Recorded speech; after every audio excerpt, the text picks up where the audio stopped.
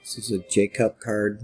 It's a Jacob 40. It's initialized already, so I'm just sticking it in there. Came initiated from the vendor. There's a link on my site where you can just get them off Amazon from that particular vendor. So I'm going to open up. We can open this and take a look at the card.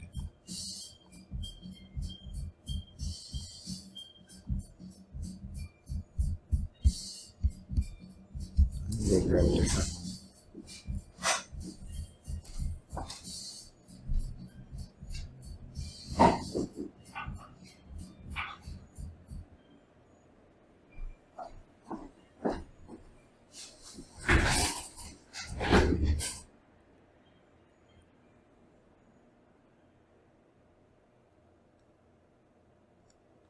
For shits and giggles, I'm going to leave this stuff on there. But I'm going to put in another card and erase it with Jacob so you can see that process. Just erase this card. I think I did that backwards. Let's start over.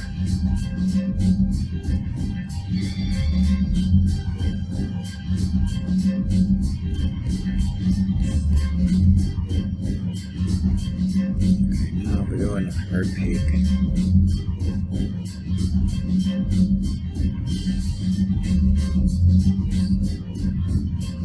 EMV.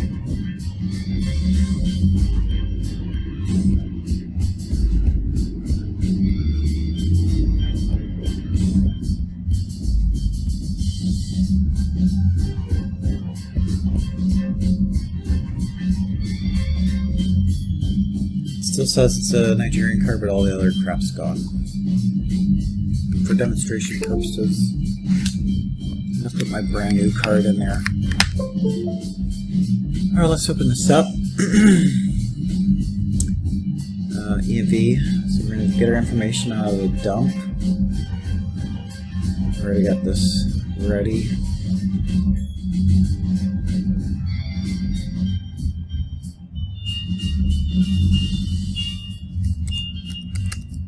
The ID for Visa is 31010. For MasterCard, it's 41010.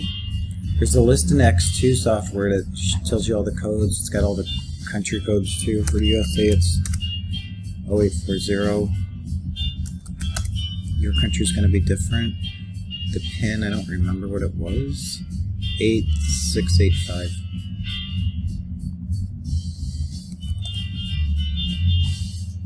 We're going to put my name in there.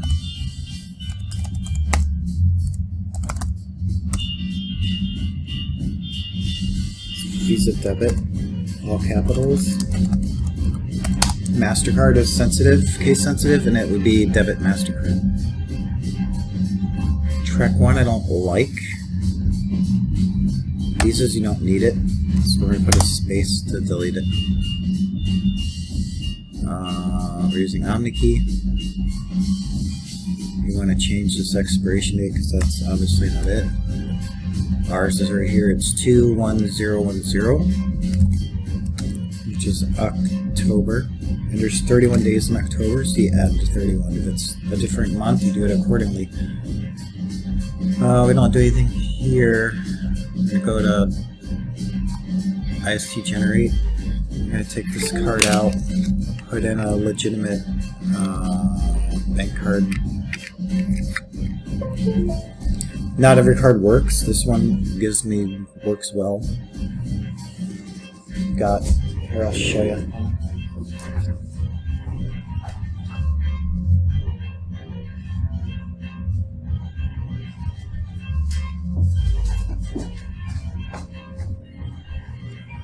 Got a stack of bank cards.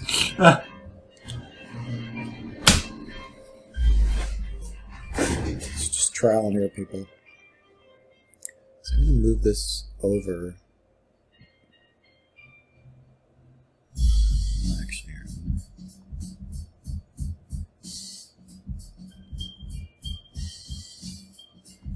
I'm loading my own card, so I don't want you to see the information. But I'm hitting read card and it's populated information. So I'm going to go to save. I'm going to reuse this file. You can type a new one in there if you like. And then you want to load it back up. And then I'm going down here to generate IST. I'm going to save it as an IST file. So it's going to be this one. I'm going to just write on top of it. Okay, and I'm going to go to this page. I'm going to bring this back up. We're going to go here. Load your IST file back up into this one. Take this information from the front page. I don't know why it doesn't populate it automatically. I know from experience that this is short 5 numbers. So 1, 2, 3, 4, 5.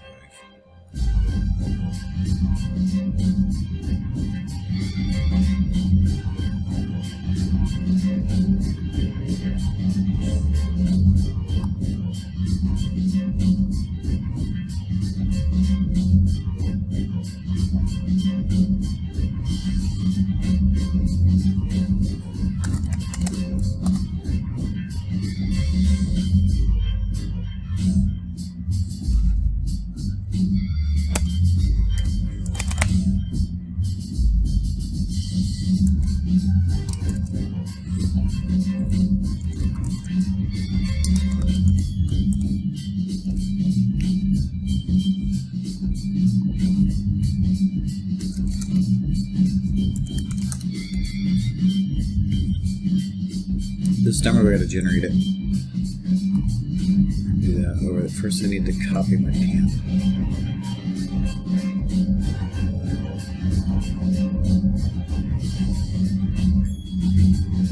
This is the crypto calculator I'm using.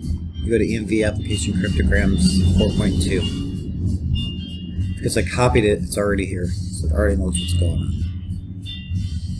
Session key, boom.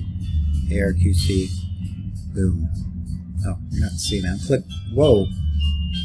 Whoa, Nelly. Whoa. I'm clicking this little guy down here to generate all this stuff in case you didn't see that. This is the number that we need.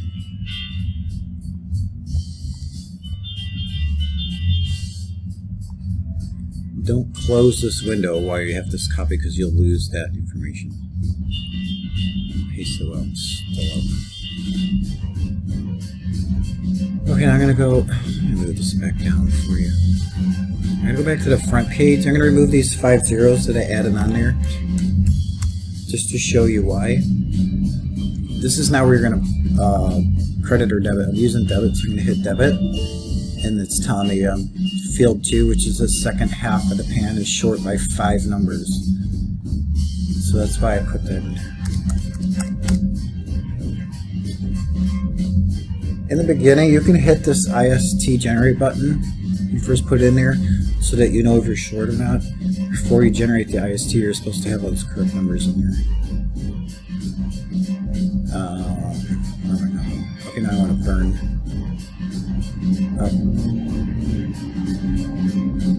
hit debit, but I didn't switch the card out, so it didn't really do anything. So put this back in. Now we're going to burn debit. Can you see this thing? Okay, now we're going to go back to here and burn it.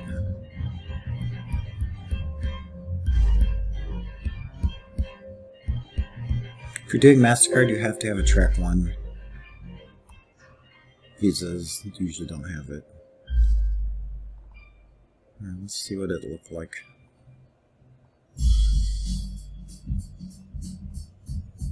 Let's move this over so we can see.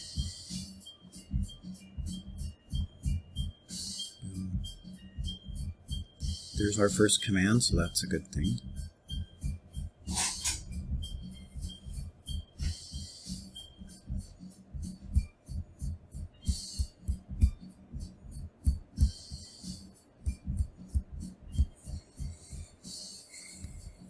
exhausted. I've been sitting for hours doing other work and fucking with this program.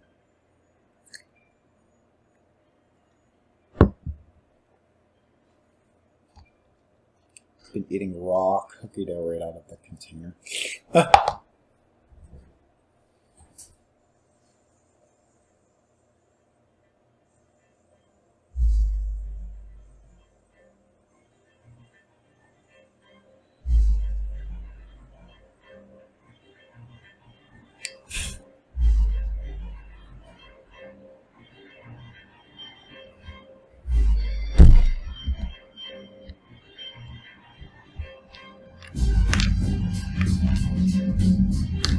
Oh, there's our second command.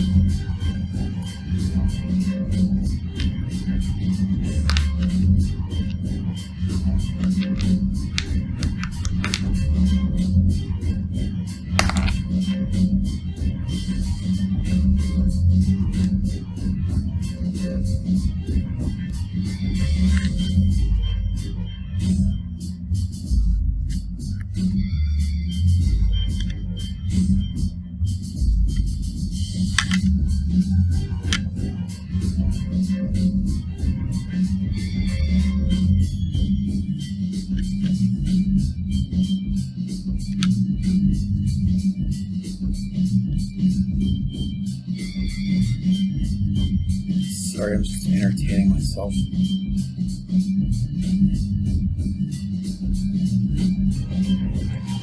Oh boy, look at all kinds of stuff going on here. Let's see what we got.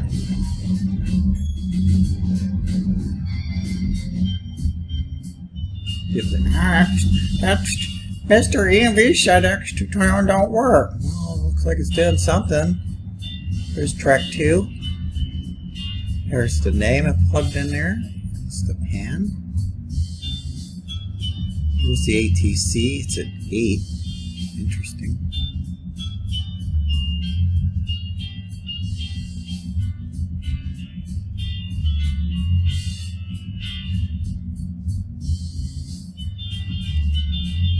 The last online one was a big fat 0. This is 9. So when you put that in, it's going to tell the terminal that the card's been used before, just not ever used at the ATM. So, yeah. I'm not sure I know what I'm talking about on that part, but whatever. It seems to work.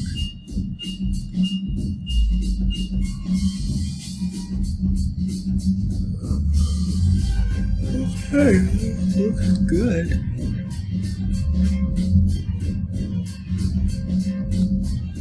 I did notice that every time I do this, the country code never changes. It's always this number.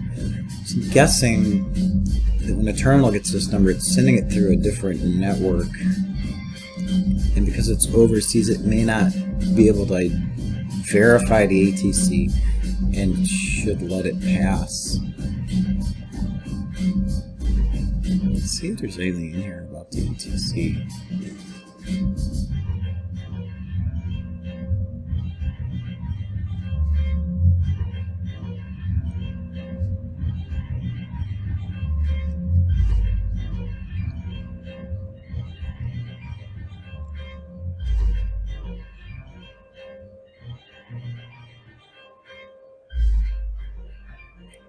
Why is the CDM successful? No CDM is required. And a lot of this stuff tells the terminal that if there's a lot of stuff that doesn't verify that it's okay to go around it. It's the only logical way I can think that the software actually works.